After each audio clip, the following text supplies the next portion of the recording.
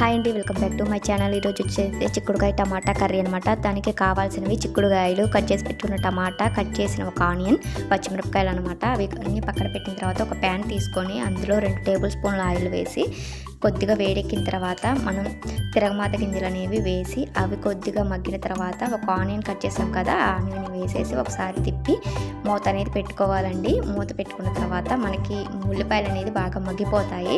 ఇలా మూత తీసి చూస్తే మనకి ఇలా మగ్గిపోతాయి అన్నమాట. మగ్గిపోయిన తర్వాత ఇందులో చిక్కుడుకాయలు కరివేపాకు వేసి ఒకసారి కలుపుకోవాలండి. ఇలా కలిపిన తర్వాత మనం మూత పెట్టేస్తే ఇవి ఒక 5 మినిట్స్ అలా వదిలేస్తే అవి మగ్గిపోతాయండి. ఇవి మగ్గిన తర్వాత మనకి మూత తీసి చూస్తే ఇలా అనమాట, ఇలా మగ్గాలి.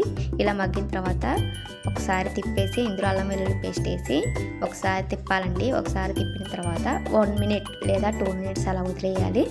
ఇలా మూత తీసిన తర్వాత మనకు అల్లం వెల్లుల్లి పేస్ట్ అనేది బాగా మగ్గిపోతుందండి. మంచి స్మెల్ కూడా వస్తుంది. ఇందులోనే మనం కట్ చేసి పెట్టుకున్న టమాటా పచ్చిమిరపకాయలు అనేది ఇందులో వేసేసి ఒకసారి అయితే కలుపుకోవాలండి. ఇలా కలిపిన తర్వాత బాగా కలిపిన తర్వాత మనం మూత అనేది పెట్టుకోవాలి. మూత పెట్టుకొని ఒక 10 or 5 మినిట్స్ అనేది అలా వదిలేస్తే మనకు బాగా మగ్గిపోతాయండి. ఇలా మూత తీసి చూస్తే మనకి ఇలా మగ్గిపోవాలి. ఇలా మగ్గిపోయిన తర్వాత ఇందులో కొద్దిగా మనకు కావాల్సినంత అంటే చిటికెడు పసుపు, టేస్ట్కు సరిపడా ఉప్పు, తగినంత కారం వేసి ఒకసారి అయితే కలుపుకోవాలండి. కలిపిన తర్వాత ఒకసారి ఒక 5 మినిట్స్ ఆర్ 2 మినిట్స్ మూత పెడితే ఇవి దీనికి అనేది పడతాయి. ఉప్పు కారం అనేది కూరకు అనేది బాగా పడతాయండి. ఇలా మూత తీసి చూస్తే మనకి ఇలా బాగా మగ్గిపోయి ఉంటుంది. ఇందులో మనకి తగినన్ని వాటర్ పోసి మనకి గ్రేవీ ఎంత కావాలో అంత అనమాట వాటర్ అనేది పోసేసి ఒకసారి తిప్పి మూత పెట్టి ఒక 5 మినిట్స్ అనేది అలా వదిలేయాలండి.